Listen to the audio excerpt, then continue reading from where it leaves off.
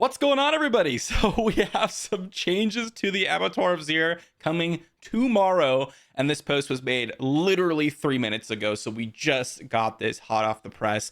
Now, I haven't done a video on my impressions of the Avatar of Zir, but there's a few problems with it that I think Blizzard just kind of really missed the mark. The first big problem is that it's for the 1% of the 1%ers, where the vast majority of you are either A, not participating in it, B, not interested in it, or C, not even close to where you can even unlock it.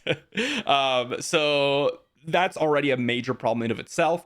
But then also, by giving the kind of 1% of the 1% a game mode, and then also kind of making the major point of it, or the major kind of progression mechanic, just a extremely long grind, it kind of just makes it a little bit more uninteresting. There's also things like one-shots and various on-death mechanics, which I've never liked, that are big problems, and a lot of people have said things about it. But with that said, we have a few changes coming. So let's walk through this post. We want to thank everyone for the feedback you all been providing. As we talked about at BlizzCon, we wanted to add additional endgame features, and players provide feedback to what could be possible permanent additions. We have some initial changes we want to provide in a hotfix tomorrow for the Avatar of Zir. Now, I will say, I want them to continue creating game modes, and I think that releasing a game mode, receiving feedback, and then making immediate changes like this is actually a good thing.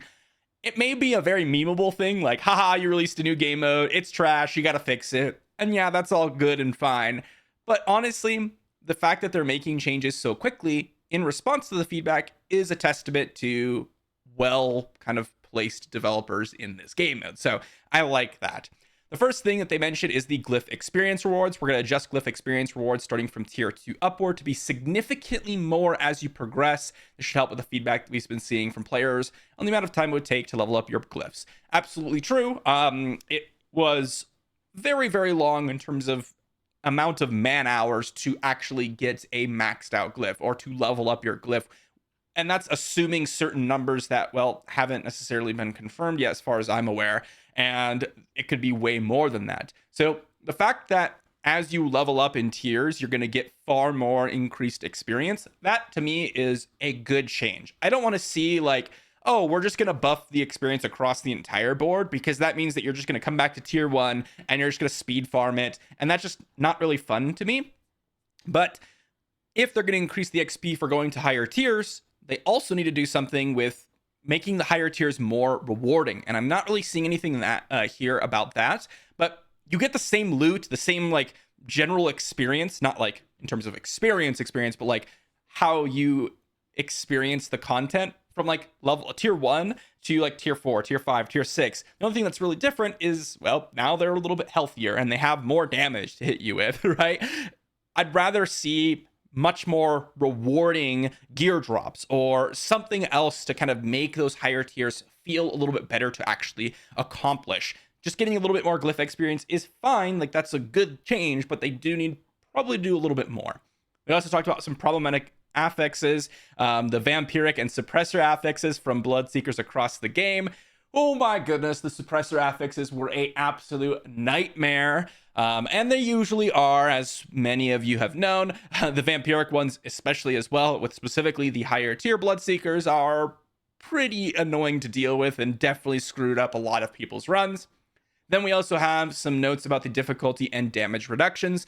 They said they're going to be scaling the earlier Avatar of Zir tiers to be a bit easier for players who are onboarding. We have seen players note that this difficulty ramp is pretty excessive, even on the first tier. These changes will allow for more opportunities for players to experience the earlier tiers. Players can now expect that tier 10 and beyond will be at the same difficulty as they were before the hotfix. Separately, we plan on reducing incoming damage by up to 20% throughout all tiers of the Avatar of Zir.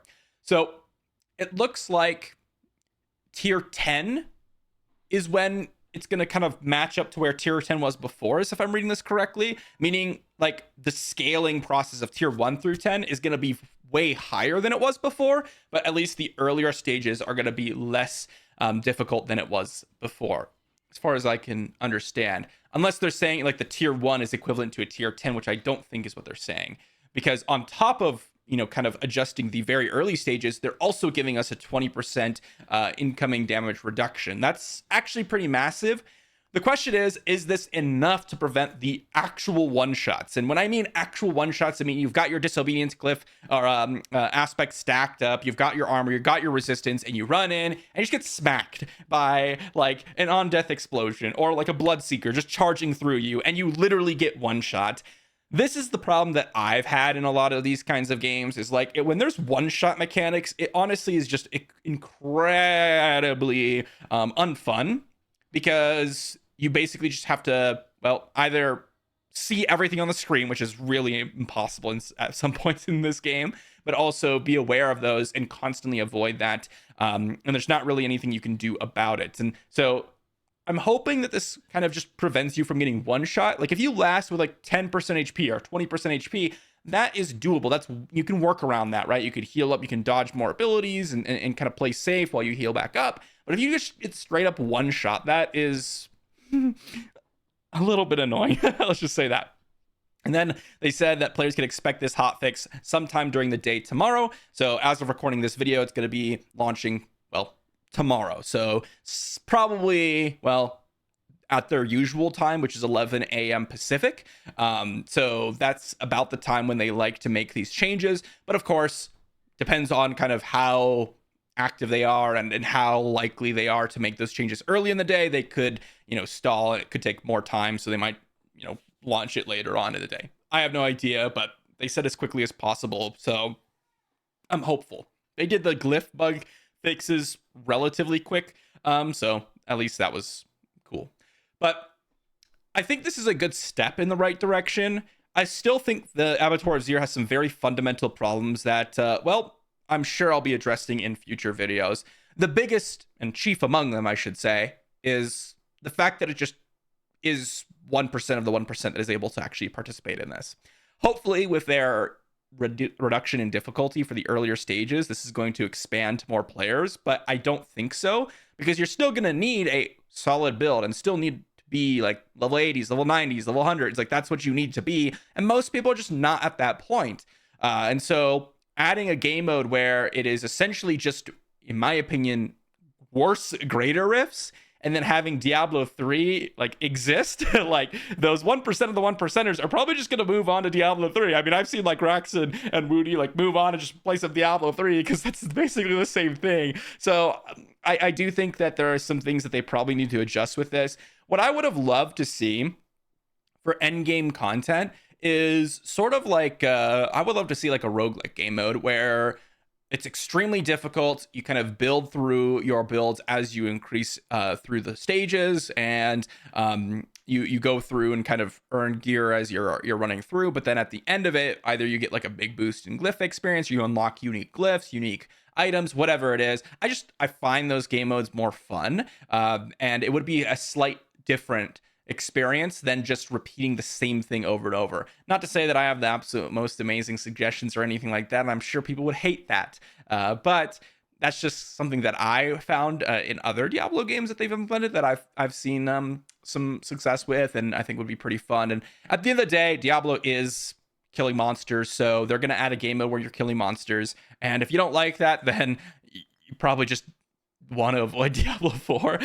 So they're kind of in a hard place here, but I do think they probably need to do a little bit more, but this is a good start. So let me know what you think about this in the comment section down below. Let me know if you've experienced the Avatar of Zero at all, and if you've enjoyed it, or if you found it to be kind of just like a mundane experience, as many people have said has been their experience. Thanks for watching. More information tomorrow, and I'll see you then.